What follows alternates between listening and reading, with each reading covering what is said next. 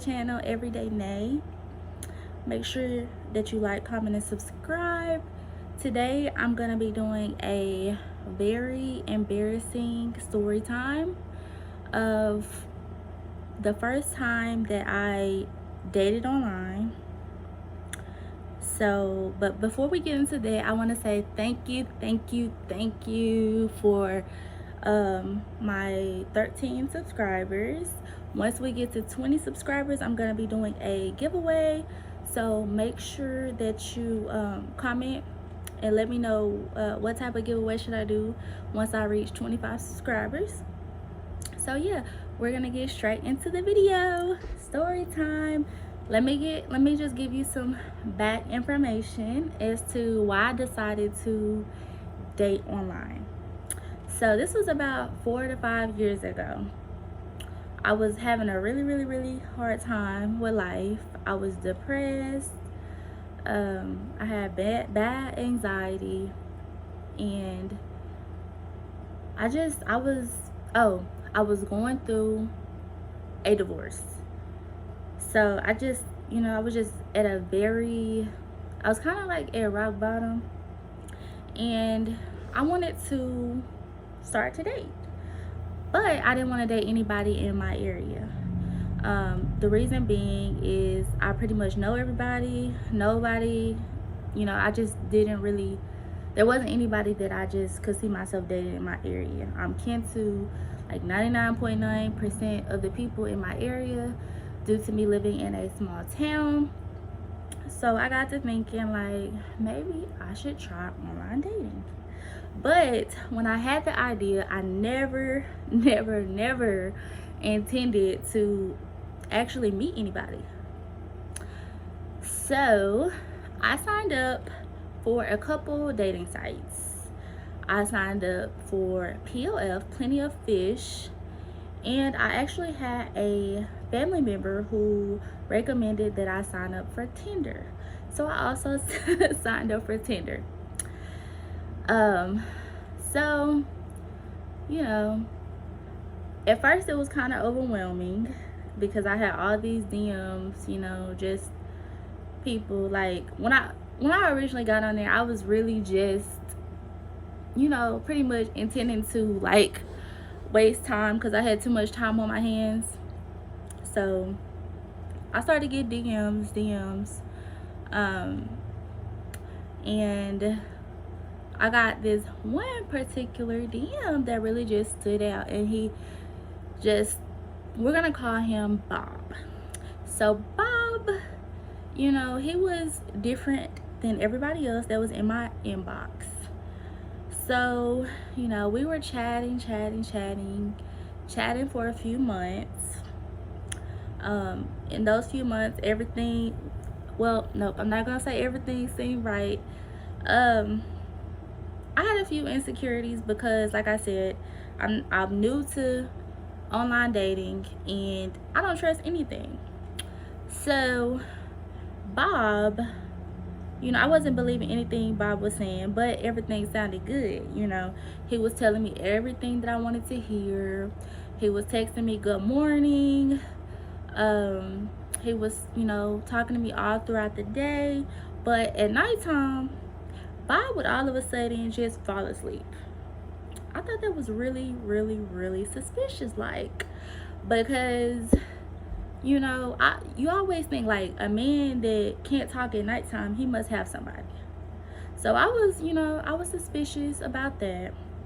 And then Bob worked out of town, so, and we would video chat, so I knew that he actually did have a job and he was working out of town. But when he came in, I noticed that Bob was always babysitting, but he claimed to not even have any children. So that was another red flag.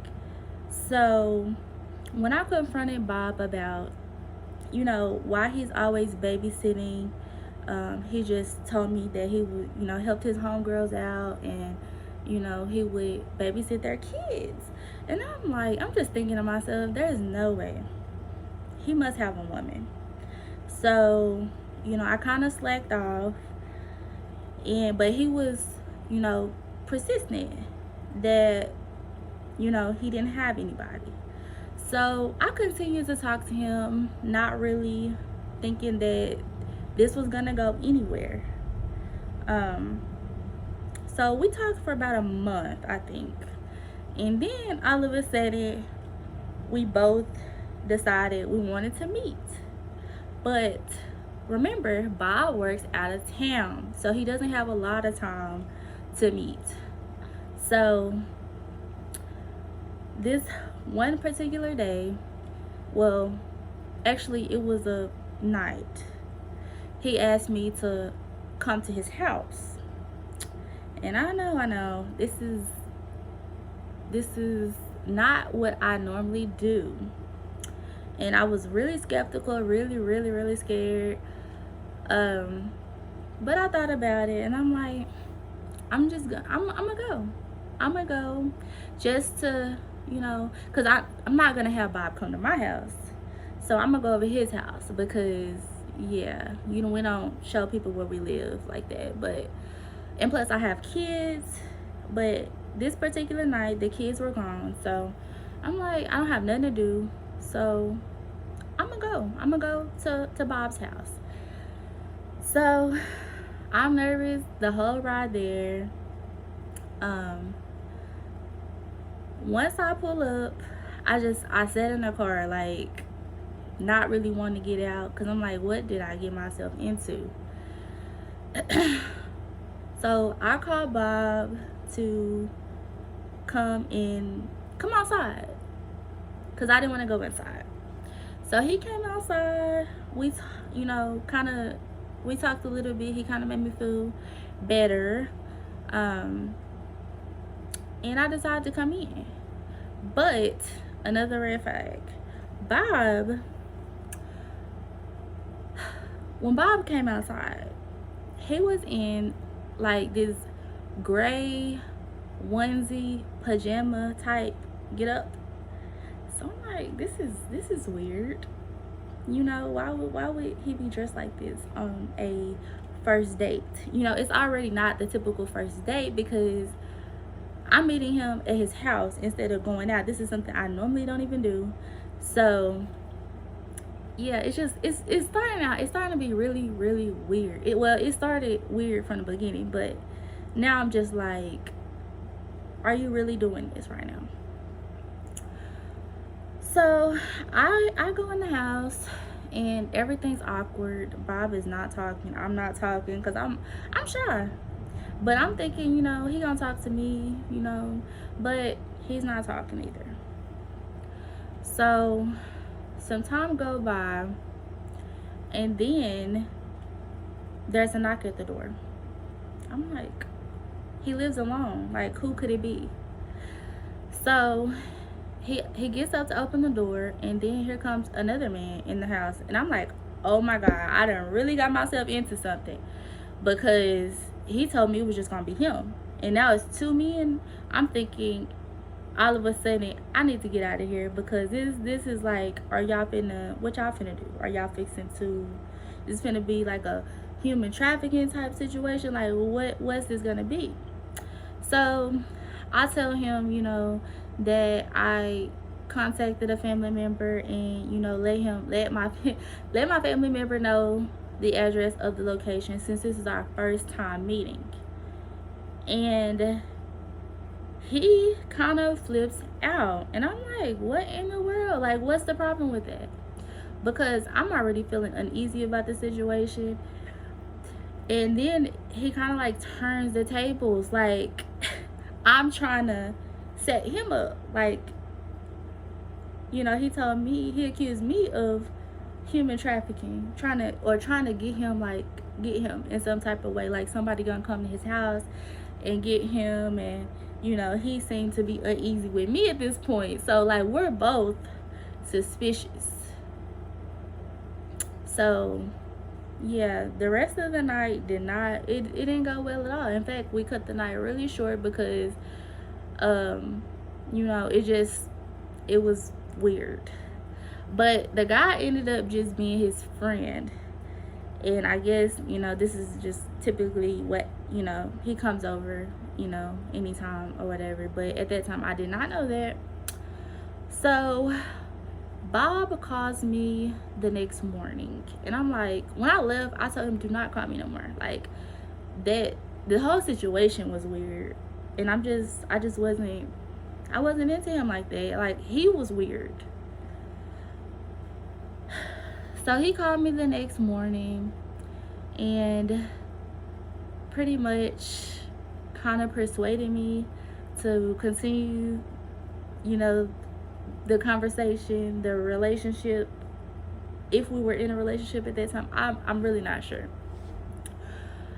But after that, things started to go better. You know, I kind of, like, we started to actually go on dates and things.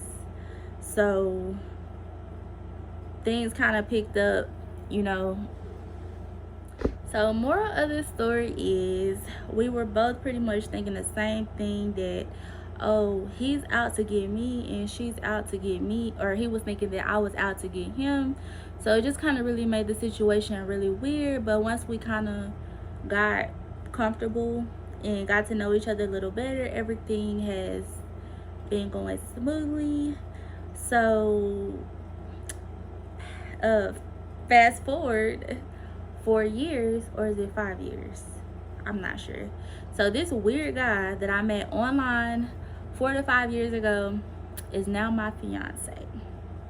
He's still weird in his own little way, but yeah, who would have ever thought that I would meet somebody online that I'm still with to this day?